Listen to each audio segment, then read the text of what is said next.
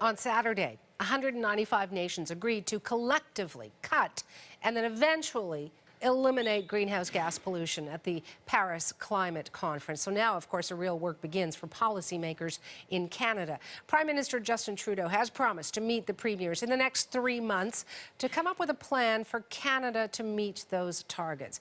With more on the challenges all of our provinces will face, I'm joined by Oonagh Fitzgerald. She is a director of the Centre for International Governance Innovation, and she joins me from Waterloo. Thank you for being on the program, Oonagh. Are you hopeful as we begin our conversation today? Good afternoon, Suhana. Yes, I am hopeful, but there is a lot of work to do. As you say, there's a great deal to do within Canada and also on the international stage. In Canada in particular, over the 3 months, what plan would you like to see come out of that?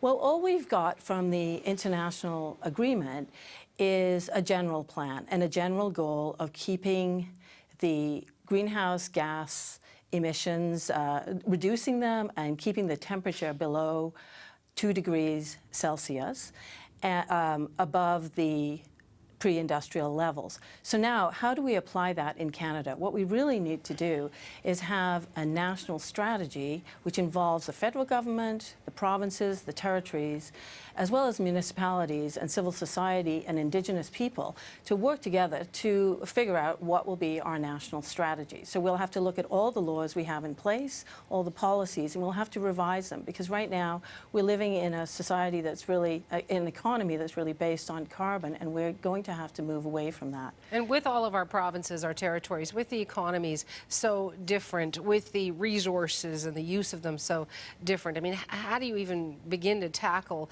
coming together with a federal strategy when there are those different perspectives? Well, I think, in fact, that offers some great opportunities for Canada. Prime Minister Trudeau has already said that he wants to work with the provinces and the territories in a way that respects their differences, their strengths and their weaknesses. So I think the plan will not be a one-size-fits-all. It will be a plan that tries to accommodate the different strengths and weaknesses across Canada, and builds towards an overall plan that reduces the amount of greenhouse gases in Canada. So we know already that there are a number of jurisdictions that are either already have a carbon tax in place, such as British Columbia, or are in the process of building something like that. So we have cap-and-trade schemes being developed for Quebec, Ontario, and perhaps in Manitoba. So we may be seeing the other provinces getting on board with these ideas, but there will have to be a lot of give and take involving all the different provinces and territories to figure out how best to do this. Will you be watching Alberta in particular with its oil sands, its resources issues?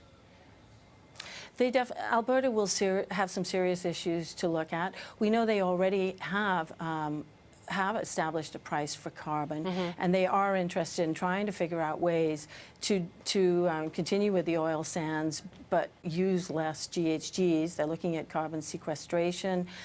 They will have to look at this. One of the challenges for the oil sands, of course, is the very low price of oil, and therefore if the price of oil continues to be low or even gets lower, it will not be cost effective to be working there. So definitely Alberta has issues that need to be resolved. There's also a concern about the risks associated with the oil industry, and Mark Carney has spoken about that, the risks that that these investments need to be looked at more closely, and there has to be better disclosure by the oil industry to clarify what exactly is the value. I also want to ask you about accountability, because while in the 3 months, during those conversations between provinces and Ottawa, et cetera, they could come up with a strategy, but then who cares if they're not accountable? Is that what's missing, not only in the Paris contract or the Paris agreement, but in any agreement that Canada comes up with on its own? I don't think so. I think actually accountability is really important. In the Paris Agreement, it specifically talks about public participation, public information being made available to the public, and there's a whole transparency mechanism that's going to be put in place, as well as compliance mechanisms, to make sure that when countries deliver their nationally determined commitments, that they're done in a way that people can understand them, that they're comparable between jurisdictions and across time, and that there can be be a roll-up of them so we can actually do a stock taking to see how the world is doing. So there's a planned stock taking every 5 years. There's going to be individual countries will have to be examined for their reports. And within Canada, I think that we will be seeing a great deal more accountability as people will expect to understand what is going on, what the provinces are contributing, what the municipalities are contributing, and how the federal government is rolling it all together. In addition, we've started seeing a movement in some jurisdictions where people are actually using the courts to enforce their commitments on climate change. So I think there are different ways that accountability will be addressed as we move forward. All right, we'll be watching for those ways and means of accountability. But I appreciate your time, Oonagh, I really do. Take care.